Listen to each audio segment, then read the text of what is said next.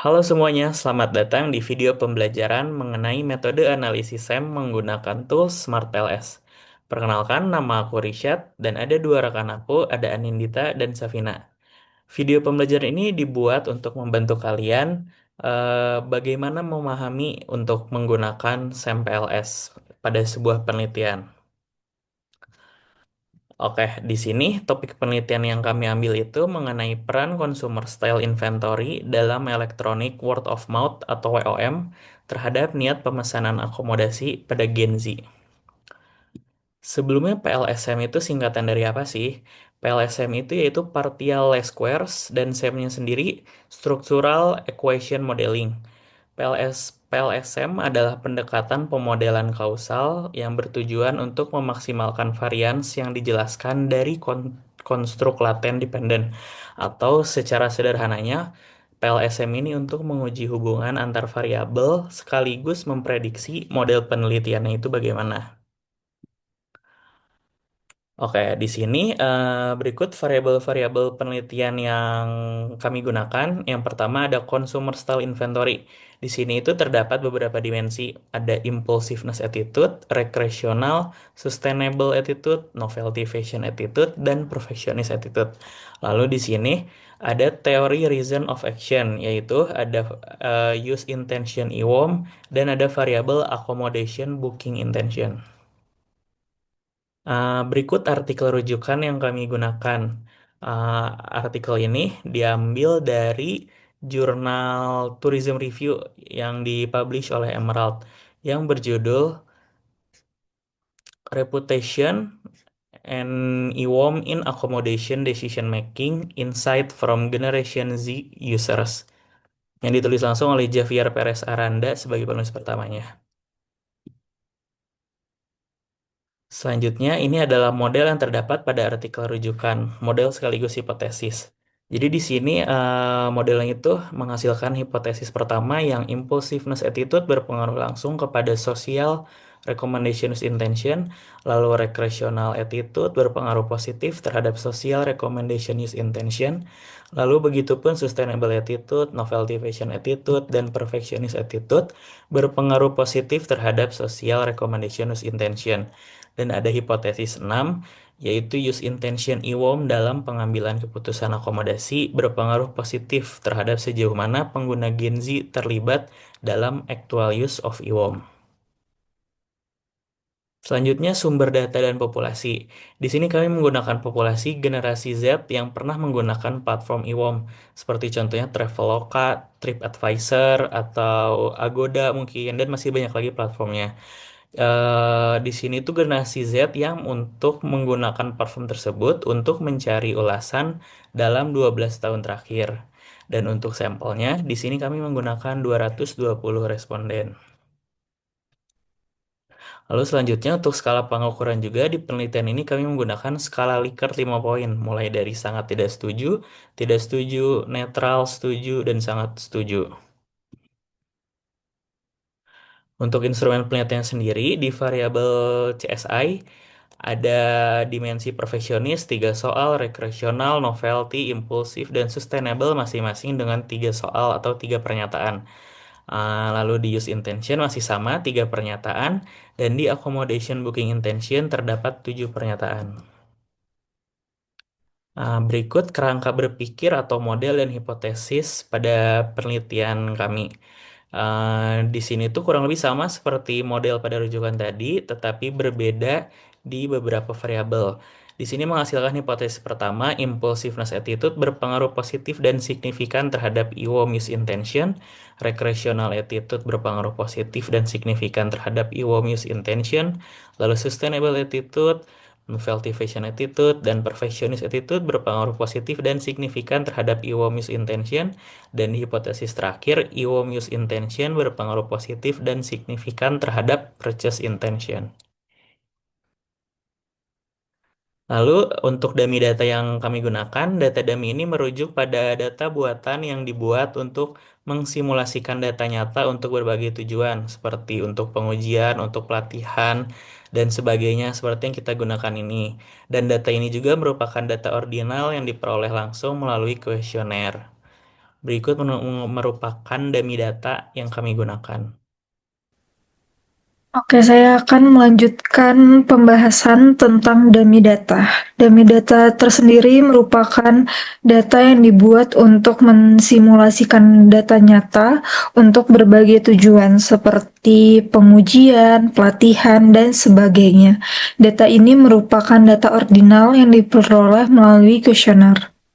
Selanjutnya, ada kriteria responden. Jadi kriteria responden ini yang pertama ada responden generasi Z, yaitu kelahiran tahun 1997 sampai dengan tahun 2012. Yang kedua adalah yang menggunakan platform e-worm seperti Google Review, TripAdvisor, dan lain-lain untuk mencari ulasan dalam 12 bulan terakhir. Dari 222 responden, yang valid adalah 220. Selanjutnya saya akan menjelaskan langkah-langkah mengolah data menggunakan SAMPLS. Yang pertama kita bisa buka dulu aplikasi Microsoft Excel. Terus selanjutnya save data dengan format MS-DOS Formatted Text atau TXT yang bagian sini. Lalu setelah itu kita buka aplikasi SmartPLS.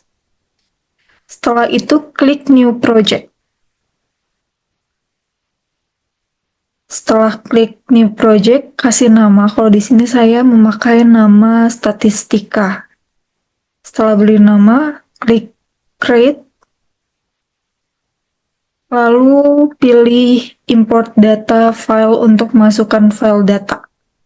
Masukkan data yang Excel tadi yang sudah kita save.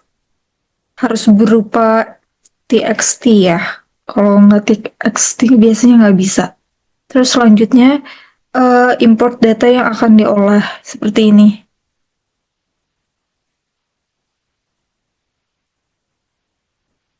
Setelah itu klik back, kemudian create model, klik ini, dan beri nama lagi. Kasih nama modelnya SAM, dan pilih model type-nya PLS SAM.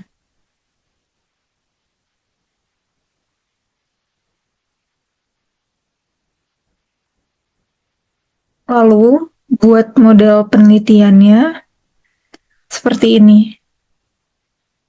Karena kita menggunakan 7 variabel, ini variabel independennya, ini variabel mediator, dan ini variabel dependent.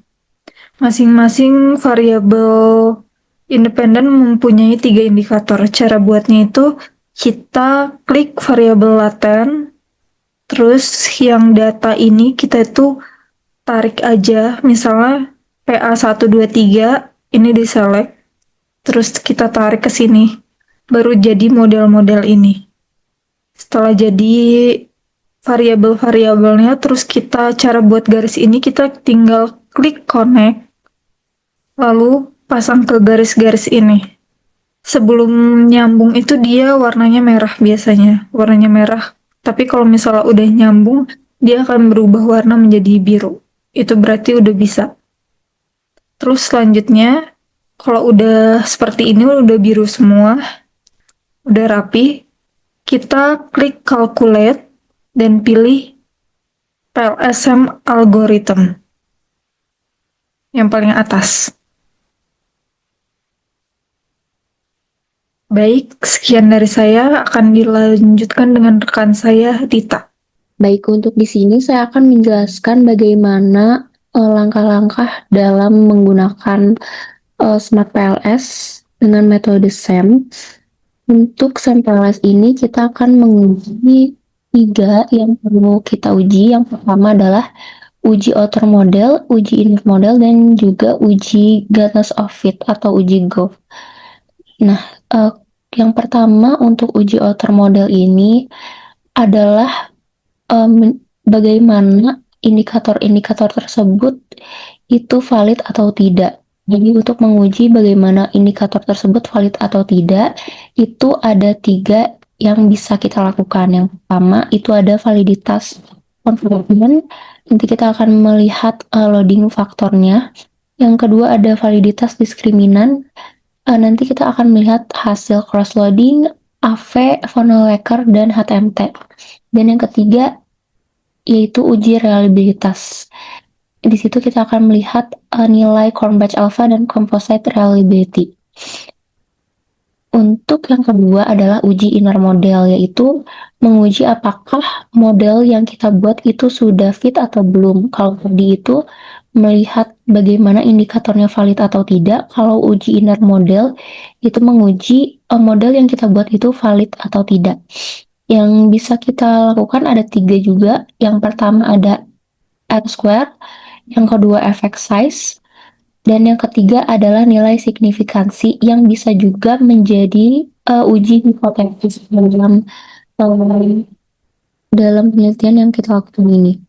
Dan yang ketiga adalah uji goodness of fit atau uji GOF, yaitu untuk mengukur apakah model dan indikator yang kita buat itu cocok atau tidak. Jadi sudah terlihat bedanya. Uji outer model itu untuk menguji tiap indikatornya, uji inner model itu untuk menguji model yang kita buat fit atau tidak, dan uji GOF itu gabungan antara keduanya, apakah model dan indikator yang kita buat itu sudah cocok atau belum. Ini untuk menguji uji GOF itu ada 2 yang bisa kita lihat, yaitu nilai key to predictive relevance dan juga nilai NFI dan SRMR.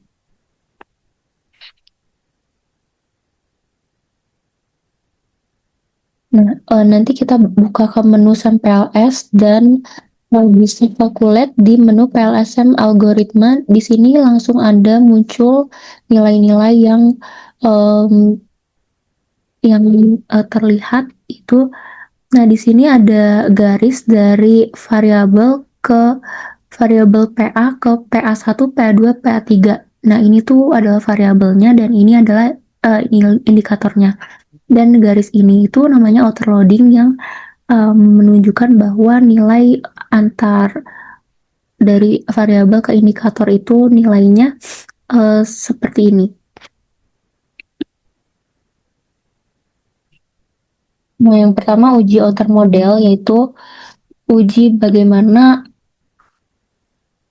nilai tiap indikatornya itu valid atau tidak, yaitu dilihatnya dari menurut Haryono 2016, apakah jika nilainya lebih dari 0,5 itu bisa diterima atau bisa valid. Nah, pada penelitian ini, pada variabel impulsive attitude nilainya berkisar dari 0,910, 0,857, dan 0,839. Nah, contohnya adalah variabel impulsive attitude ini nilainya lebih dari 0,5.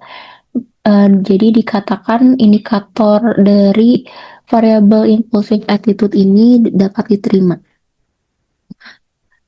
Untuk di dalam penelitian ini terdapat nilai yang di bawah 0,5, yaitu di PI3 atau Purchase Intention 3, itu nilainya 0,494.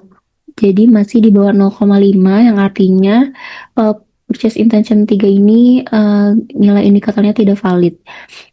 Nah, untuk menyikapi kalau ada yang tidak valid ini, nanti antara bisa indikator ini itu bisa dihilangkan seperti itu. Nah, selanjutnya yang tadi itu validitas konvergen. Nah, ini ada validitas diskriminan. Kita bisa lihat nilai varian expected-nya itu di bagian original sampel. Jika nilainya lebih besar dari 0,5, berarti dinyatakan nilai AV-nya ini memiliki validitas diskriminan yang baik. Nah, di sini ada nilai yang di bawah 0,5, yaitu di variabel purchase intention nilainya 0,398. Jadi dinyatakan untuk variabel ini belum memiliki validitas diskriminan yang baik. Baik, selanjutnya adalah nilai cross loading. Nah, di sini cara membacanya adalah jika korelasi antara indikator dengan konstruknya itu lebih besar dari korelasi dengan konstruk di blok lainnya, maka dinyatakan memiliki validitas diskriminan yang baik. Nah, cara melihatnya itu yang pertama kita harus lihat nilai variabel IA. Itu kita bandingkan lagi dengan dengan indikator IA1, IA2, IA3 ini ada di dalam satu konstruk. Nah, nilai IA1 itu 0,910, IA2 0,857, dan IA3 itu 0,839. Nah, nilai di konstruk variabel IA ini itu lebih besar di antara konstruk lainnya yang di bawahnya. Jadi dilihat dari sini itu variabel IA1 memiliki nilai korelasi antar indikator dengan konstruknya itu lebih besar dibandingkan korelasi lainnya yang dinyatakan memiliki validitas diskriminan yang baik. Nah, begitupun dengan variabel NFA1, NFA2, dan NFA3 itu kita lihatnya di kolom konstruk variabel yang NFA-nya juga gitu di sebelah sini. Nih di sini nilainya 0,595, 0,835, 0,779. Nah, ini nilainya lebih besar dibandingkan dengan konstruk lainnya yang di bawahnya maupun di atasnya gitu. Jadi lihat untuk variabel NFA itu memiliki validitas diskriminan yang baik. Begitupun dengan PA1, PA2, dan PA3 kita lihat lagi di blok variabel PA. Yang ini PA1 memiliki nilai 0,871, PA2 0,770, dan PA3 0,623. Nah, dinyatakan untuk variabel PA itu memiliki validitas diskriminan yang baik karena nilai konstruk lainnya ini lebih kecil dibandingkan variabel yang PA ini. Begitupun untuk variabel-variabel selanjutnya. Nah, yang ketiga untuk menguji outer model itu kita bisa lihat nilai Vonnegut itu untuk cara bacanya yang di atas ini, di atas tangga-tangga ini dinamakan nilai akar AV. Nah, jika nilai akar AV-nya ini lebih besar dibandingkan dengan konstruk lainnya, maka dinyatakan nilai validitas diskriminannya itu baik. Nah, bisa lihat di sini untuk variabel impulsive attitude atau IA itu nilainya 0,869, itu nilainya lebih besar dibandingkan dengan konstruk yang di bawahnya. Selanjutnya untuk variabel NFA itu nilainya 0,743, itu lebih besar dibandingkan dengan variabel yang di bawahnya. Untuk nilai PA di sini 0,762 itu lebih besar dibandingkan dengan konstruk yang di bawahnya. Nilai PI atau purchase intention itu juga lebih besar 0,631, lebih besar dibandingkan yang variabel bawahnya. Untuk recreational attitude itu nilainya juga lebih besar 0,811 dibandingkan dengan konstruk di bawahnya. Untuk variabel SA atau sustainable attitude nilainya 0,840, itu lebih besar dibandingkan konstruk lain. Begitupun dengan UI itu nilainya 0,894.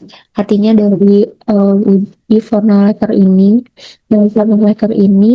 memiliki validitas diskriminan yang baik. Selanjutnya untuk kita melihat nilai HTMT atau heterotrait monotrade ratio, itu jika nilainya itu kurang dari 0,85 maka dinyatakan dengan memiliki validitas diskriminan yang baik. Nah, di sini nilai HTMT-nya itu semuanya di bawah 0,85 ya. Maka dinyatakan untuk nilai HTMT ini memiliki validitas diskriminan yang baik.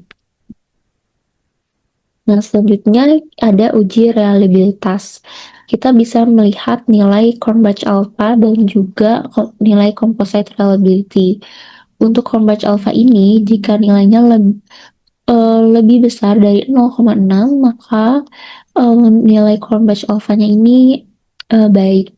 Nah, di sini kita lihat untuk variabel NFA atau Novelty Fashion Attitude ini nilainya kurang dari 0,6. Jadi di sini masih ada nilai yang kurang baik itu. Sedangkan nilai yang lainnya itu lebih besar dari 0,6. Nah, di sini kenapa masih merah? Karena standar di Smart PLS itu kalau nilainya lebih dari 0,7 baru dikatakan baik. Tapi kita melihat sumber-sumber yang lainnya pun untuk nilai 0,6 ini masih dinyatakan baik. Nah, untuk nilai yang kedua itu kita bisa melihat dari composite reliability. Nah, di sini itu ada dua composite reliability, ada ROA dan ROC. Nah, ini kita bisa pilih salah satu dengan nilai yang paling baik itu yang mana. Nah, di sini yang nilai yang paling baik itu yang ROC. Itu nilainya di sini di atas 0,7 semuanya ya. Jadi untuk nilai composite reliability ini seluruh variabel ini dalam penelitian ini telah memenuhi kriteria reliabilitas.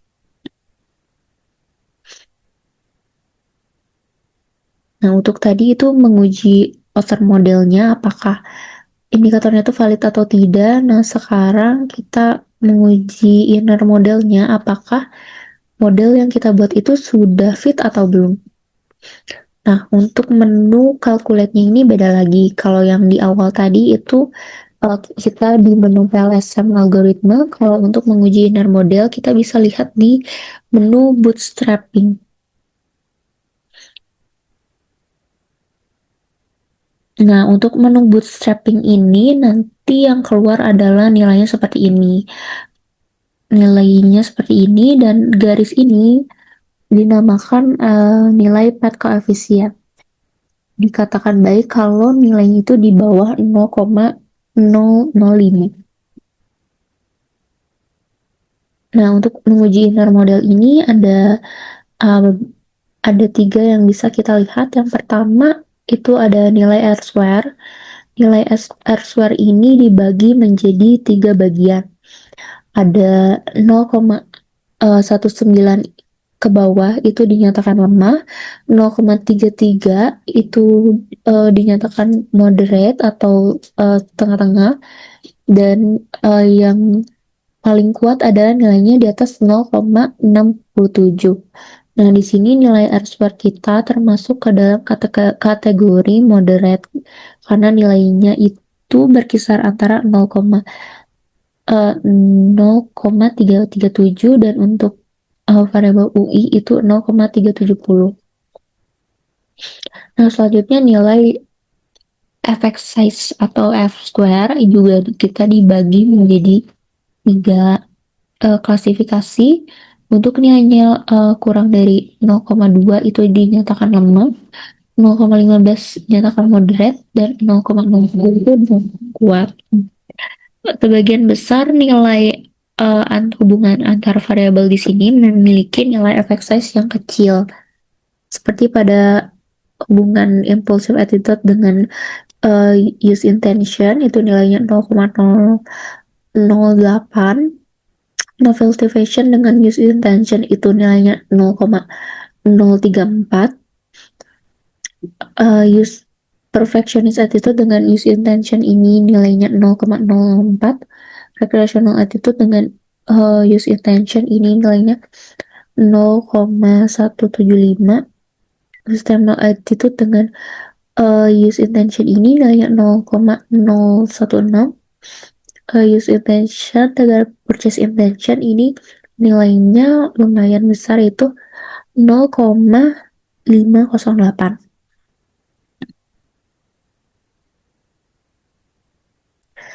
Nah, selanjutnya untuk menguji inner model kita bisa melihat nilai pad koefisien atau ini juga bisa dinyatakan dengan uji hipotesis.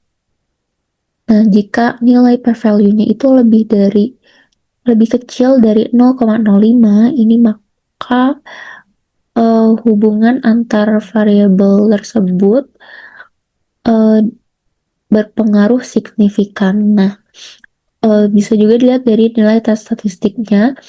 Nah, di sini jika nilainya lebih besar dari 0,96 ini memiliki significance level itu 5%. Nah, untuk uji hipotesis di sini hubungan impulsif attitude yang hipotesis yang pertama, impulsive attitude terhadap use intention memiliki nilai p-value sebesar 0,144 dan tes statistik sebesar 1,461 sehingga dapat disimpulkan bahwa impulsive attitude itu tidak berpengaruh signifikan terhadap use intention.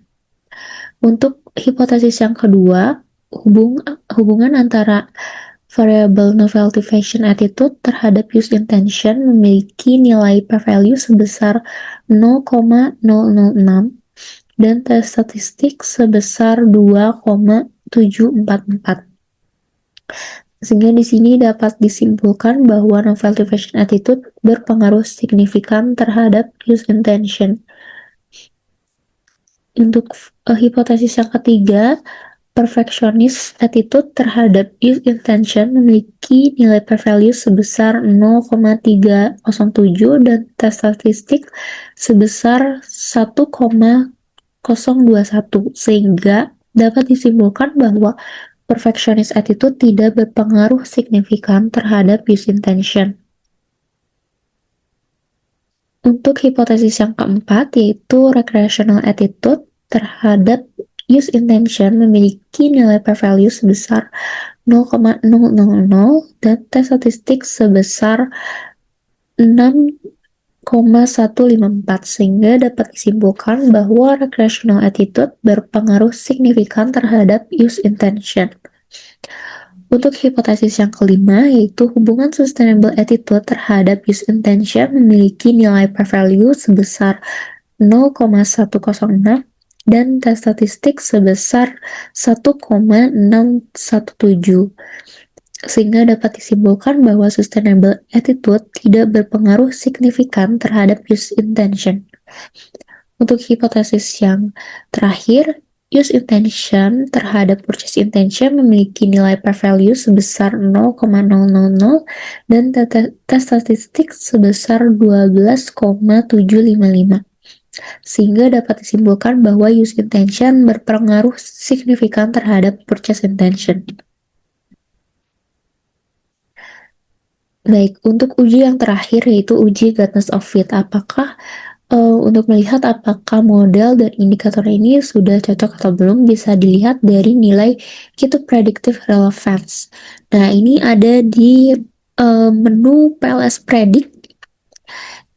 Untuk membacanya, jika nilai Q2 predictnya itu lebih besar dari 0, yaitu model memiliki nilai predictive relevance yang baik.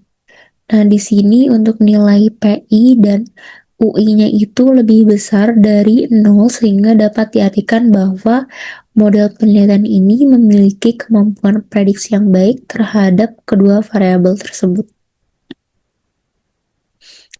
Nah, selanjutnya adalah nilai NFI dan SRMR.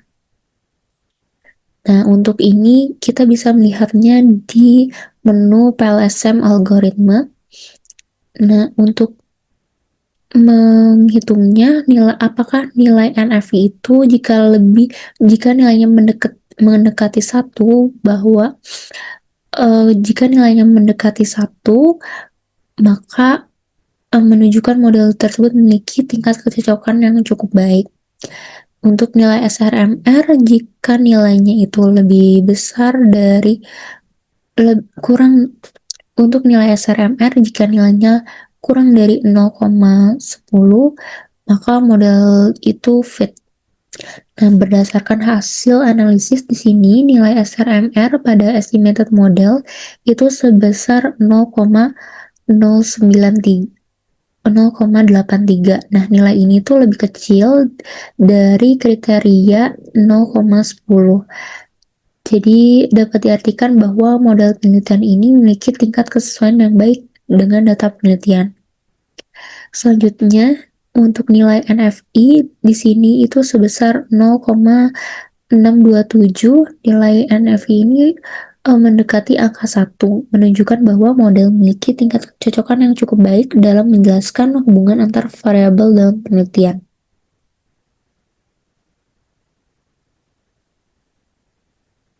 Baik, di sini jadi untuk hipotesisnya, untuk H1 hubungan impulsive attitude terhadap use intention itu disimpulkan impulsive attitude tidak berpengaruh signifikan terhadap use intention. Untuk hipotesis kedua, hubungan antara recreational attitude terhadap use intention itu berpengaruh signifikan terhadap use intention. Untuk H3, hubungan sustainable attitude terhadap use intention itu tidak berpengaruh signifikan terhadap use intention. Untuk hipotesis keempat, hubungan antara novelty-fashion attitude terhadap use intention itu berpengaruh signifikan terhadap use intention. Untuk hipotesis kelima, perfectionist attitude terhadap use intention itu tidak berpengaruh signifikan terhadap use intention. Untuk hipotesis keenam, hubungan use intention terhadap purchase intention itu berpengaruh signifikan terhadap purchase intention.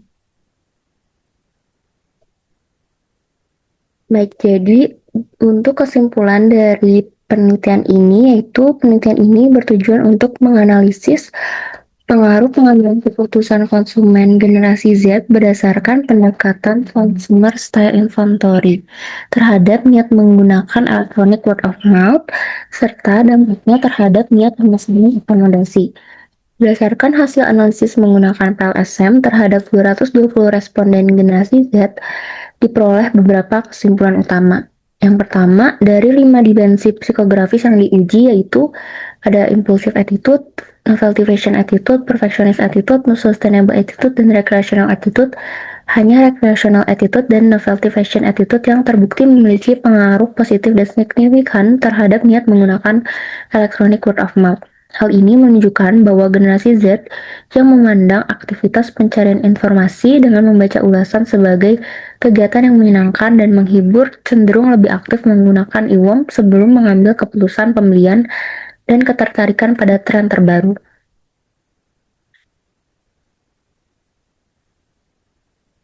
Selanjutnya, dimensi impulsif, perfeksionis, dan sustainable tidak menunjukkan pengaruh signifikan terhadap niat menggunakan IWOM.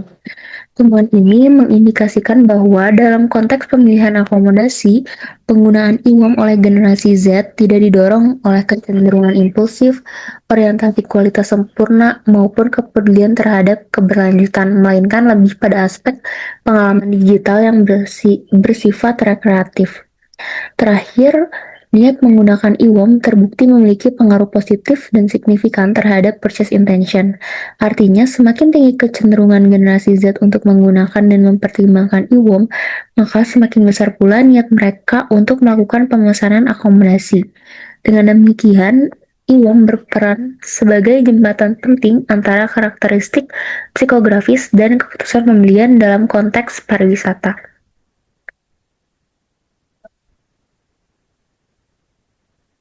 Baik, sekian video pembelajaran menggunakan metode PLSM. Terima kasih atas perhatiannya teman-teman semua.